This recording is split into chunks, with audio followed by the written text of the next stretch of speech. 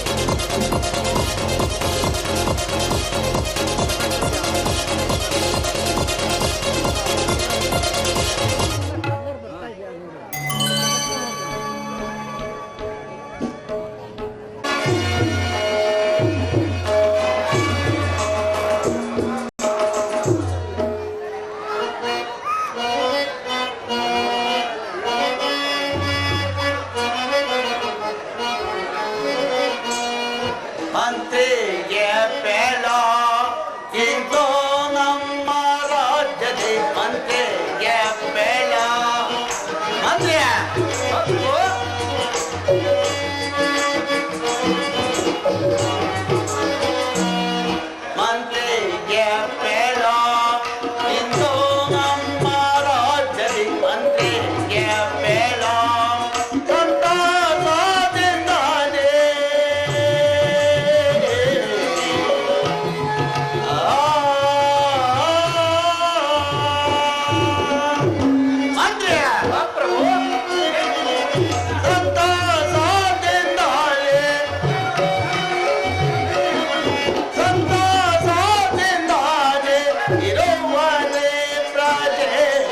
ಮಂತ್ರಿ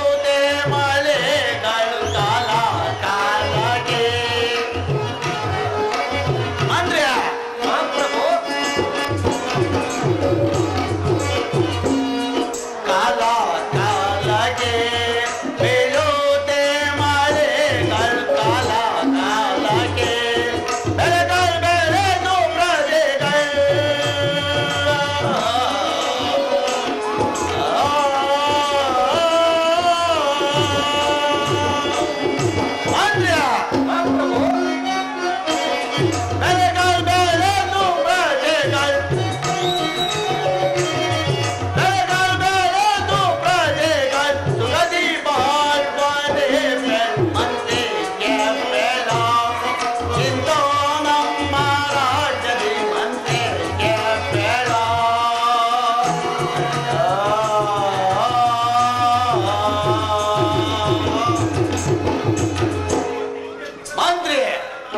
ನಮ್ಮ ರಾಜ್ಯದಲ್ಲಿ ಕಾಲ ಕಾಲಕ್ಕೆ ಮಳೆ ಬೆಳೆಗಳಾಗಿ ಪ್ರಜೆಗಳೆಲ್ಲರೂ ಆ ತಂತುರನ್ನ ಧ್ಯಾನ ಮಾಡುತ್ತಾ ಸುಖ ಶಾಂತಿಯಿಂದಿರುವರೇ ಅದನ್ನು ತಿಳಿಸುವ ಮಹಾಪ್ರಭು ವಿಜ್ಞಾಪಿಸುವೆನು.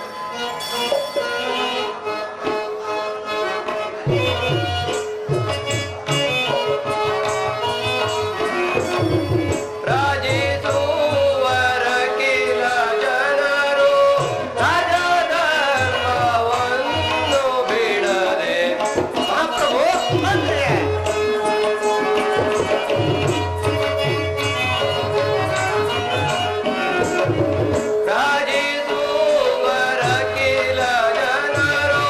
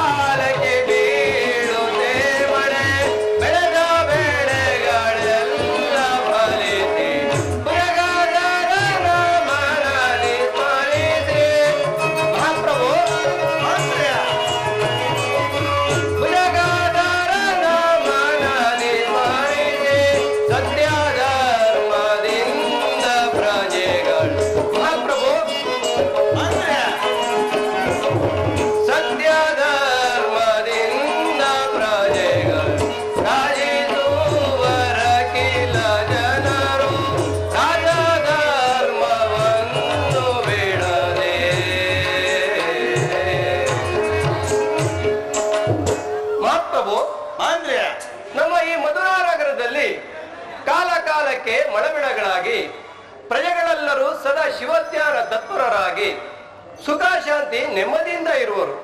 ಮತ್ತೇನಪ್ಪಣೆ? ಭಲೆ ಭಲೆ, ಬಹಳ ಸಂತೋಷ. ನಿನ್ನ ಪೀಠವನ್ನು ಅಲಂಕರಿಸುವ ಸೈನ್ಯಾಧೀಕ್ಷಣ. ಆ ಪ್ರಭು.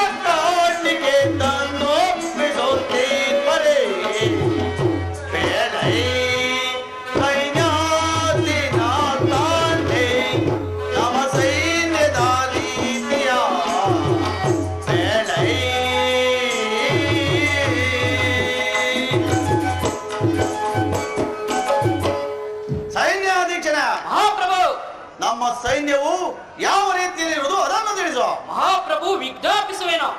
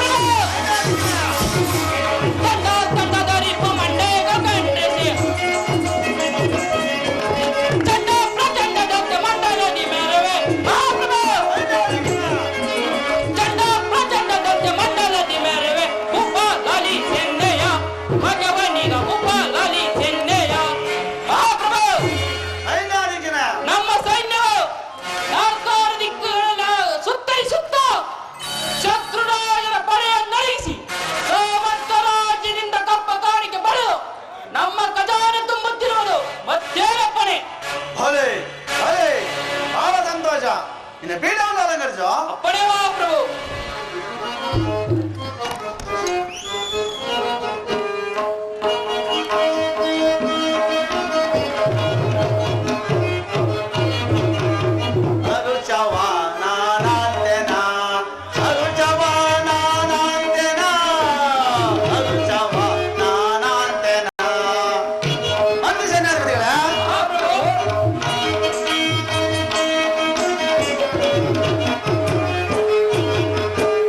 Arja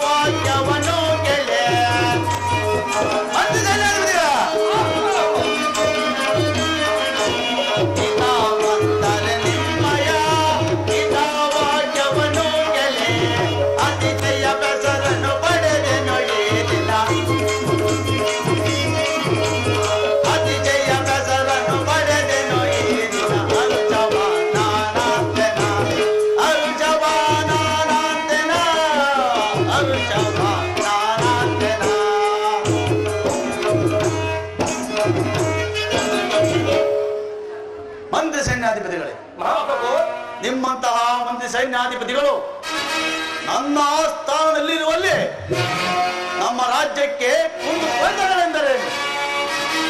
ಬಹಳ ಬಹಳ ಬಹಳ ಸಂತೋಷ.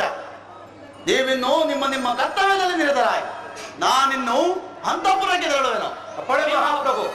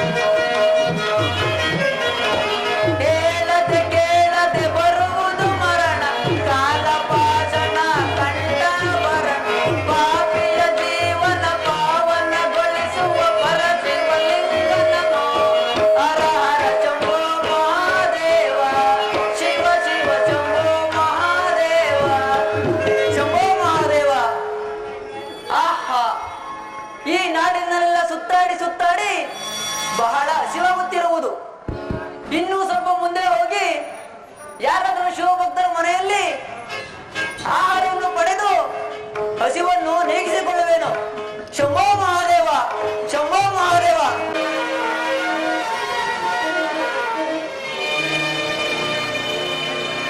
ಓಂ ನಮೋ ಭಗವತೆ ನಮಃ.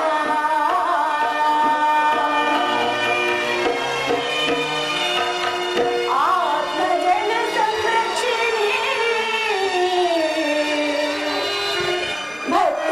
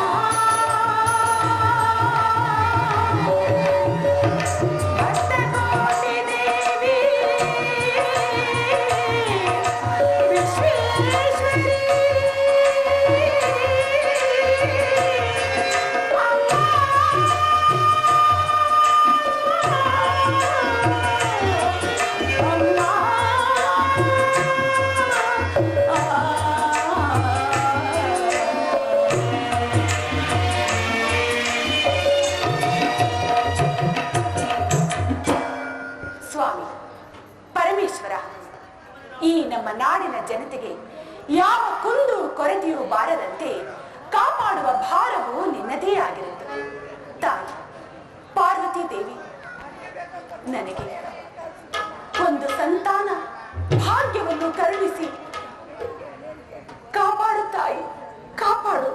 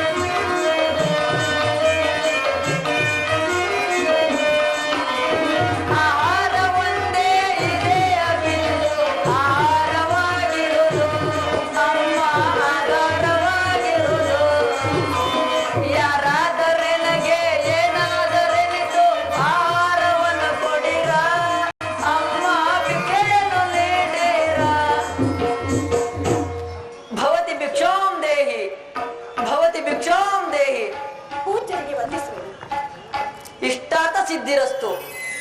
ಅಮ್ಮ, ನಿನಗೆ ಮಂಗಳವಾಗಲಿ. ಪೂಜ್ಯರೇ, ತಾವು ಇಲ್ಲಿಗೆ ಬಂದ ಕಾರಣ ಮಾತ್ರ ಏನು?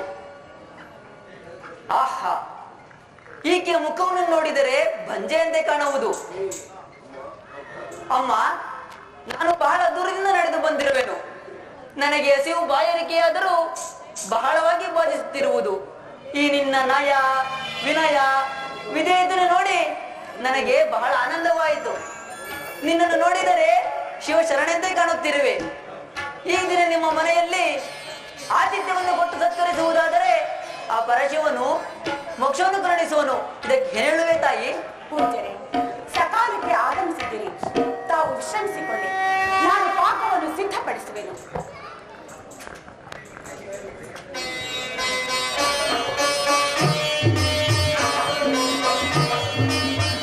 ಆಹಾ, ಈಕೆಯ ಮುಖವನ್ನು ನೋಡಿದರೆ ಬಂಜೆಯಂತೆ ಕಾಣುವುದು. ತಿಳಿಯದೆ ಆತಿಥ್ಯವನ್ನು ಸ್ವೀಕರಿಸಿದರೆ ನನ್ನ ತಪಸ್ಸಿನ ಶಕ್ತಿಯೇ ನಾಶವಾಗುವುದು. ಇರಲಿ, ವಿಚಾರಿಸಿ ನೋಡುವೆನು.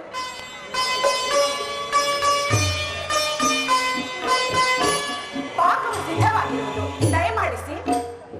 ತಾಯಿ, ಪೂಜ್ಯರೇ, ಆತಿಥ್ಯವನ್ನು ಸ್ವೀಕರಿಸುವ ಮೊದಲು ನನ್ನದೊಂದು ನಿಬಂಧನೆ ಇರುವುದು. ಅದೇನು ಪೂಜ್ಯರೇ ನಿಮ್ಮ ನಿಬಂಧನೆ? ಅಮ್ಮ, ನಿನಗೆ 8 ಮಂದಿ ಮಕ್ಕಳಿರುವರು. ಅವರನ್ನು ಕರೆಸು, ಅವರಿಗೆ ಆಶೀರ್ವದಿಸಿ ಆತಿಥ್ಯವನ್ನು ಸ್ವೀಕರಿಸುವೆನು. ಪೂಜ್ಯರೇ, ಪೂಜ್ಯರೇ, ಈ ಜನ್ಮದಲ್ಲಿ ಸಂತಾನ ಭಾಗ್ಯವನ್ನು ನಾನು ಪಡೆದು ಬಂದಿಲ್ಲ ಪೂಜ್ಯರೇ, ಪಡೆದು ಬಂದಿಲ್ಲ. ಏನು, ನಿನಗೆ ಮಕ್ಕಳಿಲ್ಲವೇ? ಛೇ, ಹಾಗಾದರೆ ಬಂಜೆಯಾದರಣ್ಣ ಕೇಳಿ ಭಿಕ್ಷೆಯನ್ನು ನಾನು ಸ್ವೀಕರಿಸಲಾರೆ. ಪೂಜ್ಯರೇ, ಹಾಗೆನ್ನಬೇಡಿ ಪೂಜ್ಯರೇ, ದಯಮಾಡಿ ಸ್ವೀಕರಿಸಿ.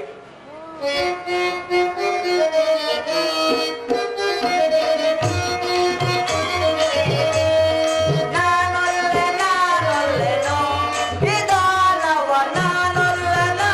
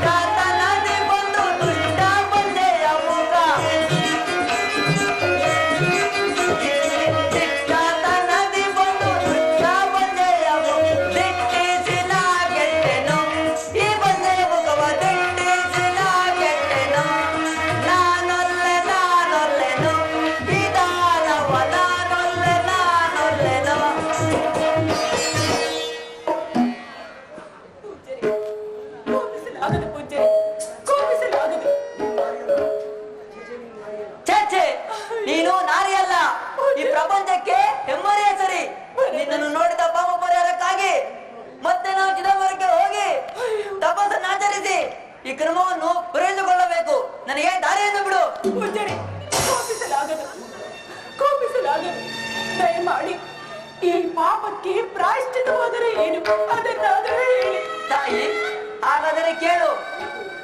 ಜನರು ಜನ್ಮ ಜನ್ಮಾಂತರದಲ್ಲಿ ಸನ್ಮಾರ್ಗದಲ್ಲಿ ನಡೆಯದ ದೋಷದಿಂದ ಪಾಪವನ್ನು ತ್ಯಜಿಸಿ ಸಂತಾನ ದಾರಿದ್ರ್ಯ ಪಡೆಯುವರು. ಅಂತಹ ಪಾಪ್ಯಾಸ್ತ್ರಗಳಿಂದ ಭಿಕ್ಷೆಯನ್ನು ಪರಿಗ್ರಹಿಸಿದರೆ ಅದರೊಡನೆ ಸ್ವಲ್ಪ ಭಾಗ ಪಾಪವು ನಮಗೂ ಬಂದು ಸೇರುವುದು. ಆದ್ದರಿಂದ ಪಂಚಾಯತ್ ಕೈಯಲ್ಲಿ ಭಿಕ್ಷೆಯನ್ನು ನಾನು ಸ್ವೀಕರಿಸಲಾರೆ. ಪೂಜ್ಯರೇ, ಹಾಗಾದರೆ ಆ ದಾರಿಯನ್ನು ನೀವೇ ನನಗೆ ತೋರಿಸಿ ಈ ಪಾಪದಿಂದ ಮುಕ್ತಿಗೊಳಿಸಿ ಪೂಜ್ಯರೇ. ತಾಯಿ, ಹಾಗಾದರೆ ಕೇಳು. ನೀನು ಭಕ್ತಿಯಿಂದ ಆ ಶಿವದತೆಯಾದ ಗಂಗಾ ಮಾತೆಯನ್ನು ಪೂಜಿಸಿ ಈ ಪಾಪದಿಂದ ಮುಕ್ತಿಯನ್ನು ಕೊಡೆ. ನಾನೇನು ಹೊರಡುವೆನು. ಪೂಜ್ಯರೇ, ಪೂಜ್ಯರೇ, ಹೊರಟೇ ಹೋದರಲ್ಲ. ಹಿಂದಿನ ಜನ್ಮದಲ್ಲಿ ಎಂತಹ ಘೋರ ಅಪರಾಧವನ್ನು ಮಾಡಿ ಈ ಜನ್ಮದಲ್ಲಿ ಪುತ್ರಹೀನಳಾದೆ. ಅತಿಥಿಗಳ ಸತ್ಕಾರ ಮಾಡಲು ಆಗಲಾರದಂತ ನನ್ನಂತಹ ಪಾಪಿಯು ಮಂಜೆಯು ಬದುಕಿರಬಾರದು.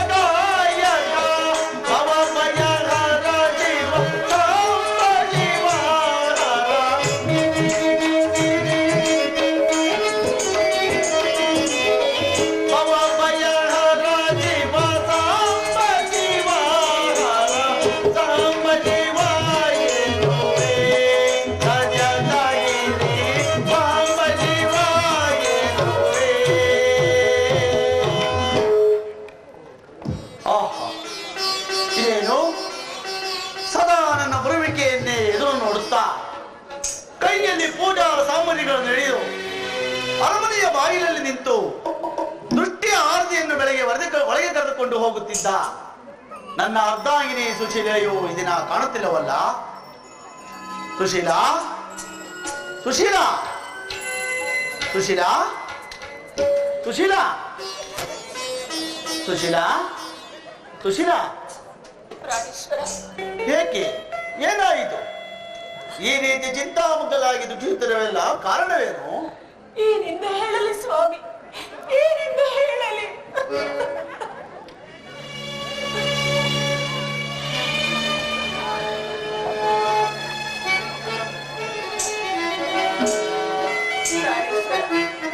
ಮನೋಹರೇ,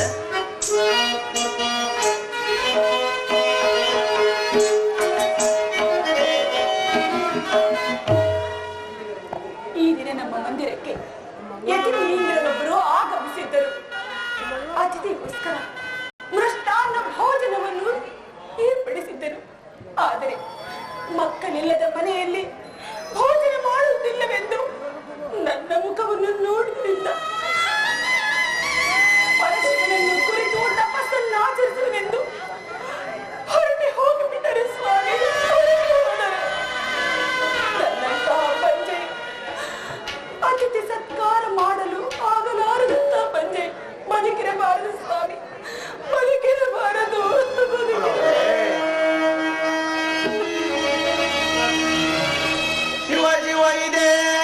ಜಿತವ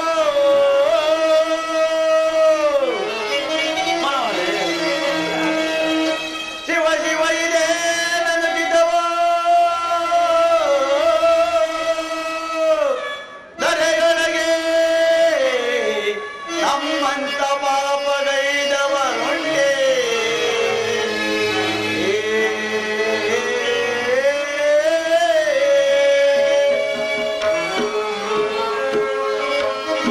ಬಿಡು ಬಿಡು ಚಿಂತೆಯನು ಮನದೇ ಬಿಡು ಬಿಡು ಚಿಂತೆಯನು ಮನದೇ ಪೂರ್ವ ಜನ್ಮದ ಪಾಪದ ಫಲಕ್ಕೆ ದುಃಖಿಸುವುದೇ ಸುಶೀಲ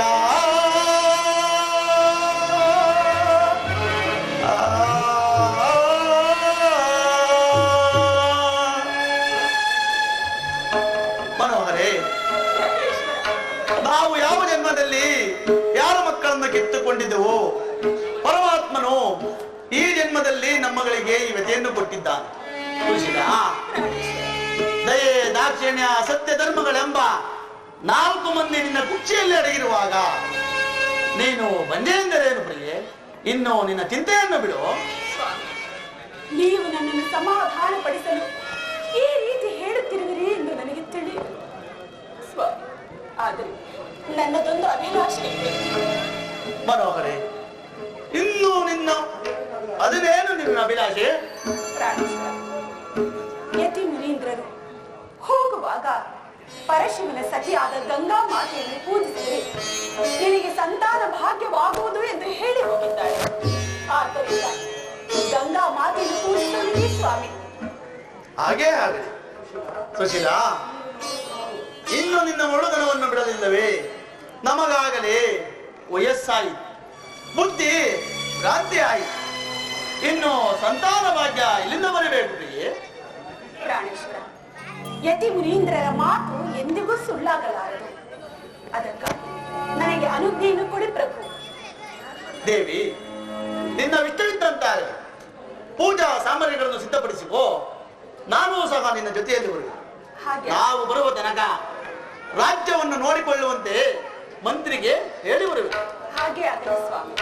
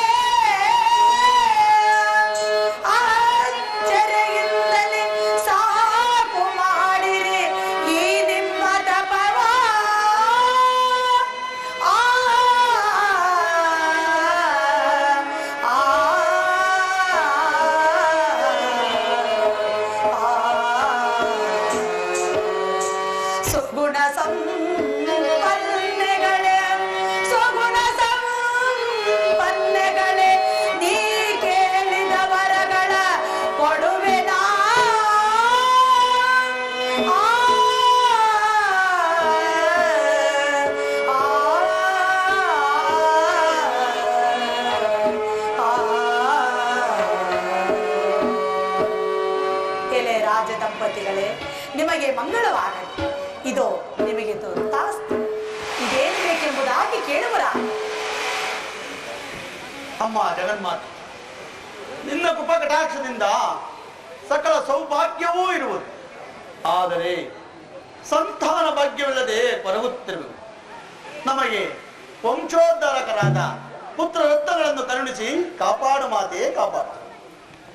ಸುಶೀಲಾದೇವಿ, ಜಯಸಮ್ಮ ಮಹಾರಾಜ, ಇದು ಈ ಪ್ರಸಾದವನ್ನು ತೆಗೆದುಕೊಳ್ಳುವರಾಗಿ. ಇದು ಶಿವನ ಪ್ರಸಾದವು. ಇನ್ನು ನವಮಾಸದೊಂಬುದರೊಳಗಾಗಿ ನಿನ್ನ ಗರ್ಭದಲ್ಲಿ ಒಂದು ಗಂಡು ಮಗು, ಹೆಣ್ಣು ಮಗು ಜನಿಸುವುದು. ಈ ಲೋಕದಲ್ಲಿ ಪ್ರಖ್ಯಾತರಾಗಿ ಬೆಳಗುವುದು. ನಿಮಗಿನ್ನು ಮಂಗಳವಾಗಲಿ.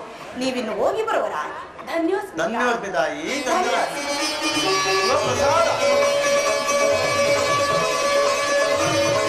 ಶಿವ ಶಿವ